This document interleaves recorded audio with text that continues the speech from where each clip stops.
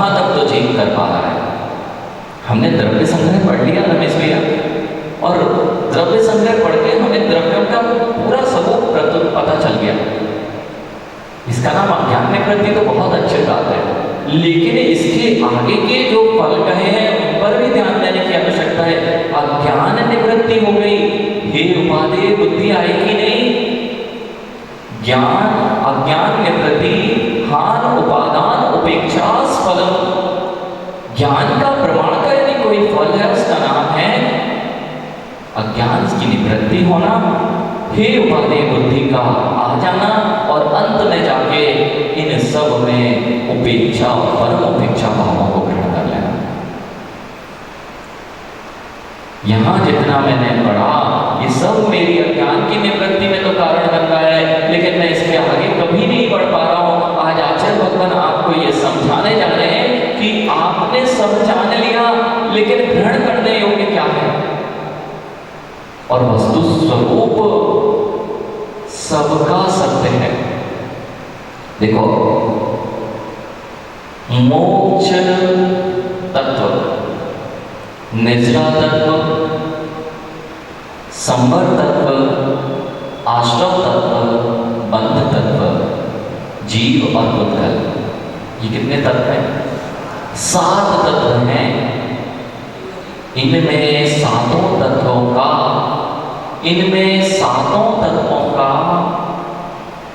निर्णय आपने कर लिया। इनमें 7 तत्वों का वस्तु स्वरूप आपने ग्रहण कर लिया कि किसका कैसा स्वरूप होता है, ये जान लिया। अब जान लिया, अब इसमें ग्रहण करने योग्य क्या क्या है? जीव तत्व, जीव तत्व उपादेय है, संवर और निद्रा तत्व उपादेय है, मोक्ष तत्व उपादेय है, शेष सब हे हैं। और हे हैं कि अवस्तु है। राजीव भैया ये निर्णय करना, हे हैं कि अवस्तु है। अजीब तत्व की मैंने बात ही नहीं की। शेष में क्या कहा? जीव तत्व, आश्रव, जीव तत्व, संवर, निद्रा और मोक्ष, ये हे हैं या उपादेय है? उपादेय है ना, उपादेय है। और जो आश्रव बंध है ये क्या है? ये है ना जानने योग्य, जानने योग्य, ये अर्थात जानने योग्य, हे भी है, जानकर हे भी है, लेकिन इनका स्वरूप सत्य है या नहीं है?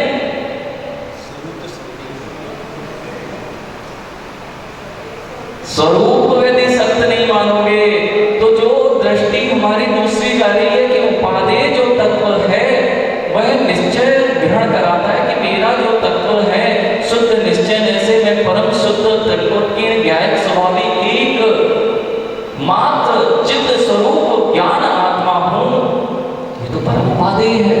इसके अतिरिक्त सब ज्ञेय हैं, हे हैं कि अवस्तु है।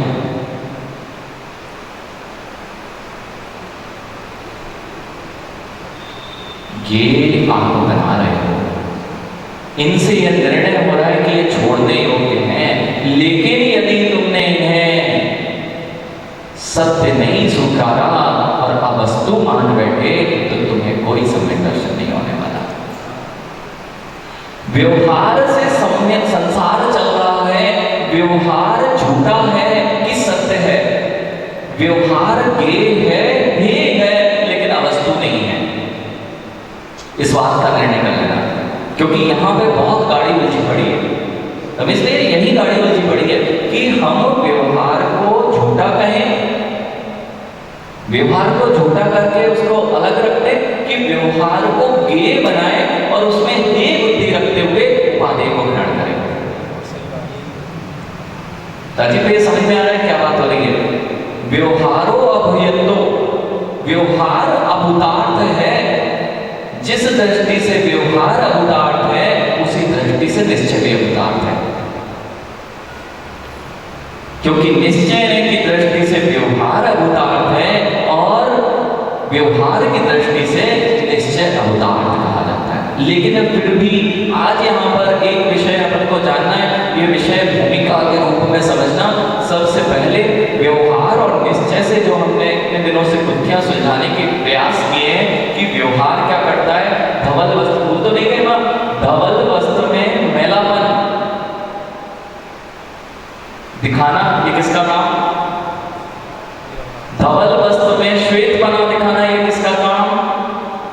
भूल गया। रमेश भैया ने सफेद वस्त्र पहना था, गंदा हो गया। संजय भैया पकड़ना, निश्चय और व्यवहार, ये लोग सब आपको सोचते कि नहीं समझते, बहुत आसान सा है। सफेद वस्त्र में मैलापन आ गया तो सफेद वस्त्र गंदा हो गया ना। अगर सफेद वस्त्र गंदा ही हो गया तो धोके तो साफ हो सकता है क्या? आपने कहा मैला हो गया सफेद वस्त्र, सफेद वस्त्र यदि मैला ही हो जाएगा तो धुलने पे साफ होगा क्या? सफेद वस्त्र तो मैला हुआ ही नहीं, सफेद वस्त्र तो सफेद ही था, मल का मैलापन था जो उसमें छपा था। ये कौन कह रहा है? इसका नाम निश्चय दृष्टि है। इसका नाम क्या है? निश्चय दृष्टि की मलिन होते शरीर में भी, मलिन आत्मा में भी, 148 कर्मों की मलिनता के साथ भी मैं मल की मलिनता को भिन्न देख रहा हूं और आत्मा की विशुद्ध अवस्था को भिन्न देख रहा हूं। इसका नाम निश्चय दृष्टि है। लेकिन व्यवहार क्या कहेगा? वस्त्र मलिन हुआ है, और यदि व्यवहार को मलिन नहीं मानोगे वस्त्र को तो धोगे क्या? और यदि सफेद ही मान लोगे तो धोगे क्या? व्यवहार कह रहा है वस्त्र मलिन हो गया राजीव भैया, अगर इसे नहीं मानोगे तो वस्त्र की धुलाई करोगे क्या? और निश्चय कह रहा है कि सफेद ही है, इसे ही मानोगे तो धुलाई करोगे क्या? दोनों दृष्टियां जब तक नहीं आएंगी तब तक धुलाई होती नहीं। मिथ्यात्व रूपी मल की धुलाई जब तक नहीं होगी जब तक तुम्हारे अंदर निश्चय और व्यवहार दोनों एक साथ नहीं आएगा। मिथ्यात्व रूपी मल है ना, उसकी धुलाई करना है ना, तो निश्चय और व्यवहार दोनों का प्रयोग करना पड़ेगा, तब तुम्हारे अंदर में व्यवहार का हे बना और निश्चय का उपादेय बना ग्रहण करते हुए आप उसका सही निर्णय करते हुए जो उपादेय है उस पर दृष्टि जाएगी, लेकिन व्यवहार को स्वीकारना पड़ेगा, अवस्तु नहीं कहना पड़ेगा। ये बात यहाँ पर स्पष्ट समझ लेना। अब यहाँ एक विशेषण और रह गया था शेष, जो आचार्य भगवंत ने यहाँ पर आपको बताया है कि छह द्रव्य इस लोकाकाश में भरे पड़े हैं। छह द्रव्य इस लोकाकाश में भरे पड़े हैं, लेकिन एक भी द्रव्य अनंत काल से इस लोकाकाश में होने पर भी एक दूसरे रूप परिणत नहीं होता। एक भी द्रव्य एक दूसरे रूप परिणत नहीं हो रहा है। तो यहाँ कह रहे हैं यद्यपि सर्वद्रव्याणि व्यवहाराणि एकचित्तकानि अन्यान्य प्रवेशेन तिष्ठन्ति तथापि निश्चयेन चेतनादि स्वकीय स्वरूपं न त्यजन्ति इति। यद्यपि व्यवहार से इसी जगह पे पांचों छहों द्रव्य हैं कि नहीं।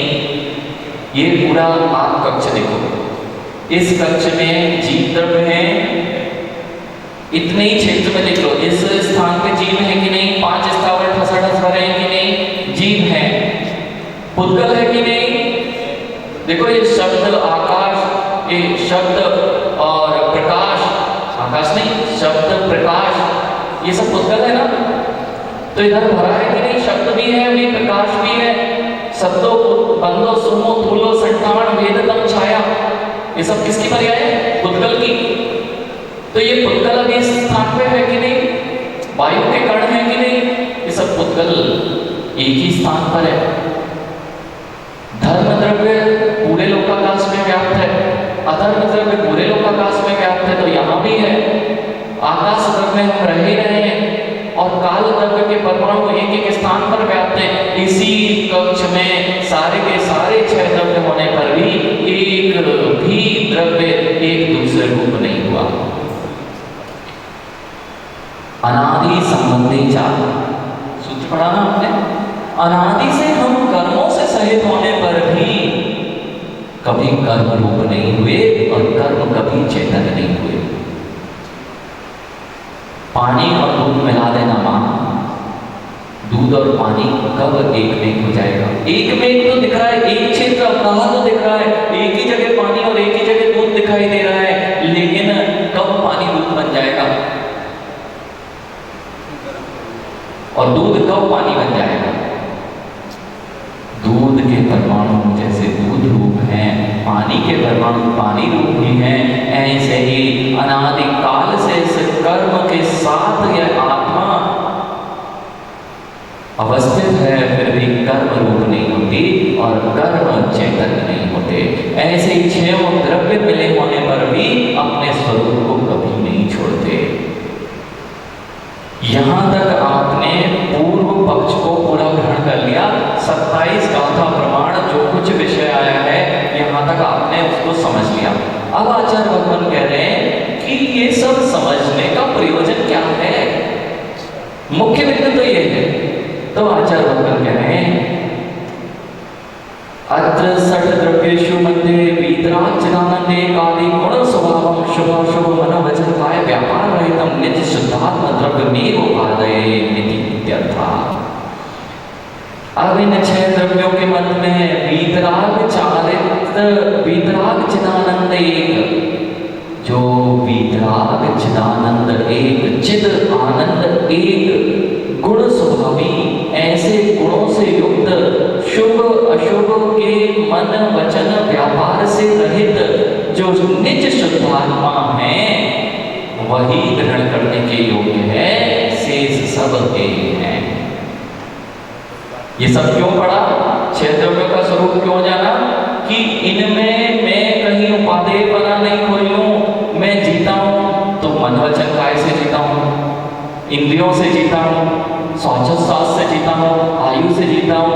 अब मैं अपनी आयु को भी देखता रहूंगा तो ये तो कर्म है, ये तो हे है, इसको छोड़ दो, अपनी दृष्टि किस पर ले जाओ? निज शुद्धात्म द्रव्य पर, जिसमें किसी भी प्रकार का मन नहीं, वचन नहीं, व्यापार, मन वचन काय का कोई व्यापार नहीं होता है। इसका नाम होता है निज शुद्धात्म द्रव्य। टंकोत्कीर्ण, टंकोत्कीर्ण गाय का आत्मा सुना आपने? क्या होता है टंकोत्कीर्ण? राजीव भैया आपने टंकोत्कीर्ण गाय का आत्मा का नाम सुना? टंकोत्कीर्ण गाय का आत्मा आचार्य रामचंद्र स्वामी ने प्रयोग किया है इस शब्दों को। आखिर टंकोत्कीर्ण का अर्थ क्या होता है? ये देखो पीछे मंदिर है ना, ये टंकोत्कीर्ण है, टाकी से उकेरा हुआ।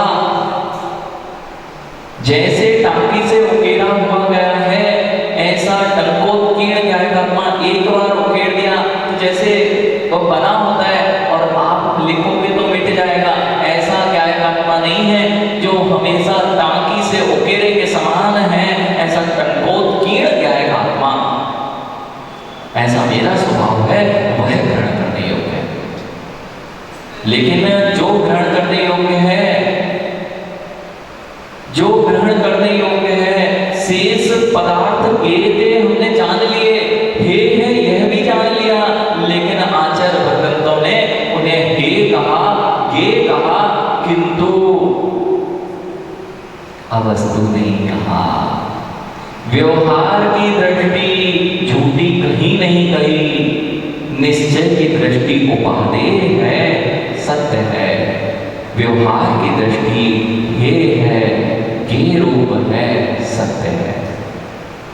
लेकिन व्यवहार की दृष्टि झूठी है, ये तुम्हारे वस्तु तत्व के निर्णय में मिथ्यात्व है।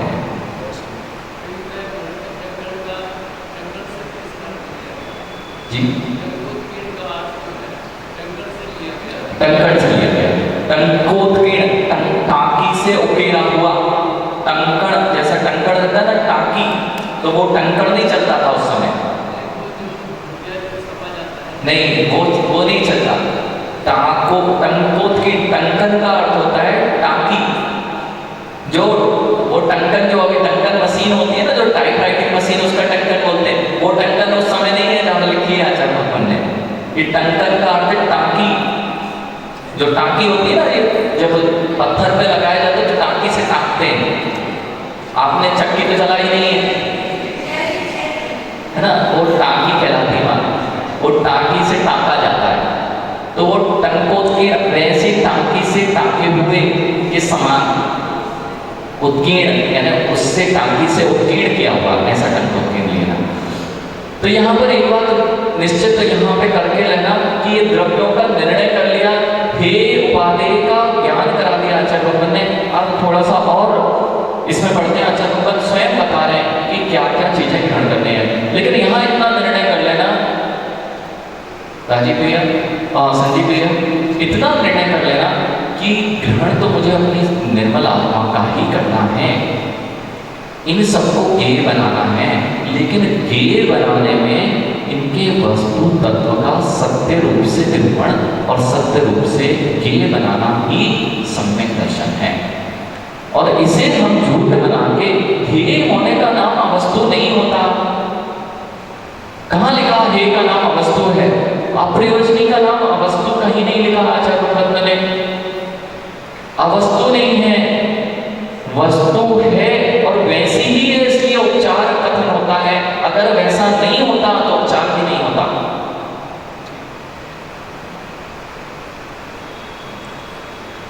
थोड़ा सा समझ लेते हैं। ये पेन है, हरा है, ये पेन हरा है, पेन हरा है, राजीव भैया पकड़ना, पेन हरा है, ये पेन हरा है कि पेन तो पेन है, ऊपर से हरा है। लेकिन पेन को हरा कह रहे हो, ये झूठ है क्या? पेन से आप समझ नहीं पा रहे। अभी मैं दूसरी चीज बोलूंगा तो आपकी पकड़ में आ जाएगा आपको। खड़िया खड़िया है और दीवार दीवार है, दीवार है, उस पे कलर है, रंग है, खड़िया खड़िया में है और दीवार दीवार में, फिर भी सफेद दीवार है। दीवार सफेद हुई क्या? लेकिन दीवार सफेद नहीं है क्या? समय सार से बोल रहे हैं अनिल भैया, समय सार में आचार्य भगवान ने खड़िया का उदाहरण दिया। हमने आपको पेन से बता रहे थे कि ये पेन तो पेन रूप है, लेकिन पेन में हरापन है, इसको भी स्वीकारो, इसको गेय बनाओ, इसको झूठा नहीं कहो, इसको गेय और हे देखो। लेकिन जो सत्यार्थ परमार्थ दृष्टि है उसको उपादेय बनाकर उसको ग्रहण करो।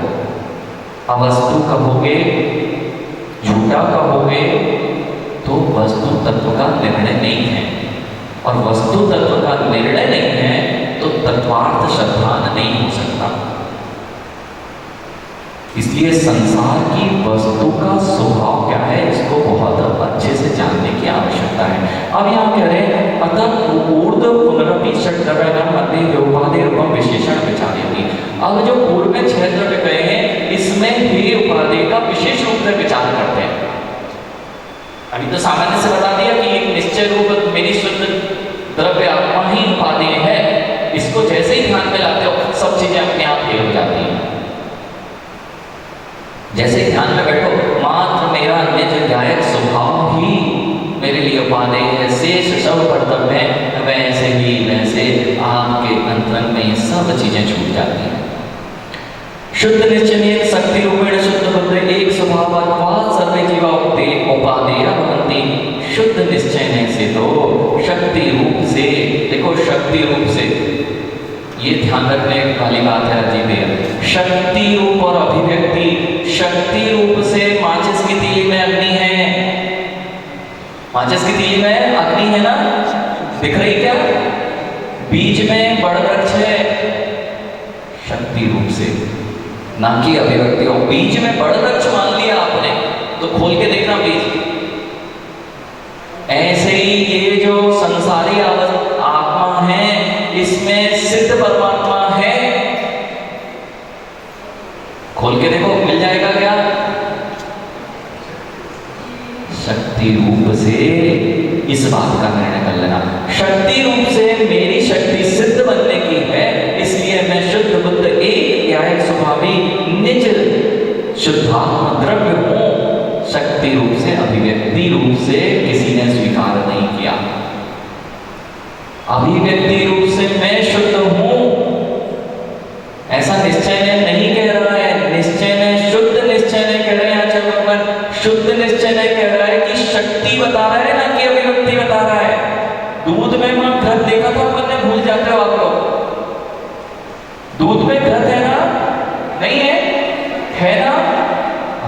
कथनचित लगा लिया, कथनचित महाराज जी हाँ है, कथनचित दूध में घृत है ना, तो पूरी बनाई थी ना आपने, घृत दूध में नहीं बनाई, दूध में ही तो घृत है। राजीव भैया दूध में पूरी बनी थी क्या? शक्ति रूप से महाराज जी, जब तक प्रकट नहीं होगी तब तक पूरी नहीं बनेगी। ऐसे ही संसारी आत्मा में शुद्ध आत्मा शक्ति रूप से तो विराजमान है, लेकिन उस पुड़ी का आनंद, उस घृत का आनंद दूध में नहीं आता। ऐसे अशुद्ध आत्मा में शुद्ध आत्मा का आनंद कभी नहीं आता। शक्ति रूप मैं नहीं कह रहा हूं, शुद्ध निश्चयेन शक्ति रूपेण, शक्ति रूप से माचिस की तीली में हाथ ताप के देखो। राजीव भाई माचिस की तीली में हाथ ताप के देखो, शुद्ध निश्चय का कथन कर रहे हैं। हाथ नहीं तपेंगे जब तक प्रकट नहीं होगा। ऐसे ही जब तक ये शक्ति रूप परमात्मा प्रकट नहीं होगा तब तक अनंत सुख का आनंद यह आत्मा नहीं ले सकती। शुद्ध बुद्ध एक स्वभाव सभी जीवा उपादेय, ऐसा सभी जीवों में उपादेय बना, सभी जीव के अंदर है ना भगवान बनने की शक्ति। जब सब जीवों के अंदर है तो सभी उपादेय हैं। जितने जीव हैं वे सब क्या है? उपादेय हैं। व्यक्ति रूपेण बना पंच परमेष्टिन एक, लेकिन उपादेय फिर पंच परमेष्टि उपादेय की है। तो कह रहे हैं अभिव्यक्ति रूप से तो जो शुद्ध हो गए हैं, ऐसे पंच परमेष्टि ही शरणभूत हैं, उपादेय हैं, ग्रहण करने योग्य हैं। तत्रापि अरहत सिद्ध एव अयम एव, उनमें भी अरहत सिद्ध ही हैं। उनमें उपादेय कौन है? क्योंकि अरहत सिद्ध भगवान सिद्ध हो गए, एक अरहत केवली अवस्था को प्राप्त कर लिए, तो वही ग्रहण करने योग्य। शेष के तो अभी कहाँ हुआ है उनको सिद्ध पद, कहाँ अनंत चतुष्टय प्रकट हुए हैं। तथापि निश्चयेन सिद्धेव, और अच्छे से। लेकिन अरहत भगवान के लिए भी चार वाक्य करने रखे हुए हैं, इसलिए निश्चय से तो सिद्ध परमात्मा ही मेरे लिए ग्रहण करने होंगे। बहुत अच्छा है, आचार्य भगवान ने लिख लिया।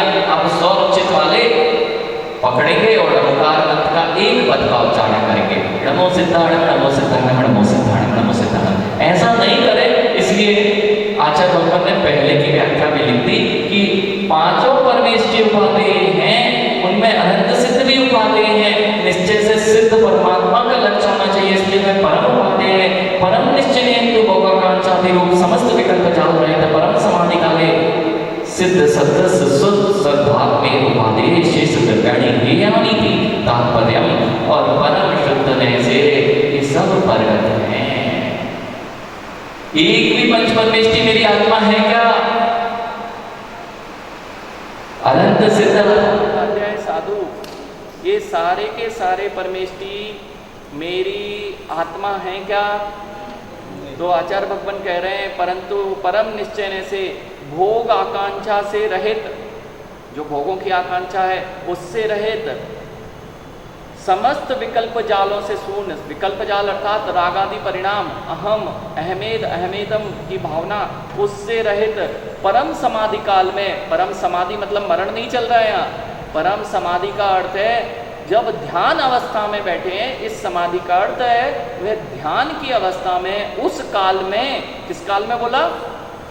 पूरे समय नहीं, परम समाधि के काल में जब ध्यानस्थ हैं तब सिद्ध सदृश।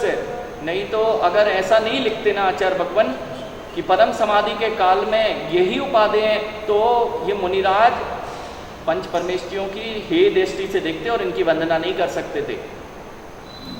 परम समाधि के काल में सिद्ध सद्ध सिद्ध के समान सशुद्धात्मा मेरी स्वयं की शुद्ध आत्मा ही उपादेय शेष द्रव्य ही है, ऐसा तात्पर्य जाना।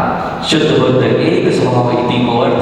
अब आचार्य भगवान कह रहे हैं शुद्ध बुद्ध का क्या अर्थ होता है? इतनी बार आपने लिख दिया शुद्ध बुद्ध एक स्वभाव, इसका क्या अर्थ होता है? तो आचार्य भगवान स्वयं बता रहे हैं शुद्ध अर्थात मिथ्यापि रागादि समस्त विभाव रहित। मेरी आत्मा कैसे है? मिथ्यात रागादि समस्त विभाव भावों से रहित शुद्ध, उसका नाम है शुद्ध। और इत्युच्यते, और केवल ज्ञान आदि अनंत गुणों से सहित होने से यह बुद्ध है। कैसी है?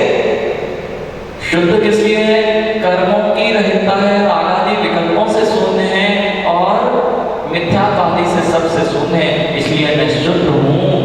और बुद्ध इसलिए हूँ कि केवल ज्ञान आदि अनंत गुणों से सहित हूँ, इसलिए बुद्ध हूँ। इति शुद्ध बुद्ध एक लक्षण सर्वत्र ज्ञातव्यम। अब जब जब शुद्ध बुद्ध आएगा ना पूरे जिम्माणी में, आपको क्या लगाना है? शुद्ध से मेरे कर्मों का मेरे में कोई स्थान नहीं है, इसलिए मैं शुद्ध हूँ। और बुद्ध मतलब केवल ज्ञान आदि अनंत गुणों से सहित हूँ। चूलिका शब्दार्थ कथ्यते। अब चूलिका शब्द का अर्थ कहते हैं चूलिका। जो अभी आप चूलिका पढ़ रहे थे, लिखा है ना, देखो आपके ऊपर चूलिका लिखा है अंत में। तो ये चूलिका का क्या अर्थ होता है? अभी तक पढ़ तो ली क्या होता है, तो आचार्य कह रहे हैं चूलिका का शब्द का अर्थ भी जान लो क्या होता है। कितनी दृष्टि कि कुछ छूट न जाए आपकी जिज्ञासा। तो कह रहे हैं चूलिका विशेष व्याख्यान।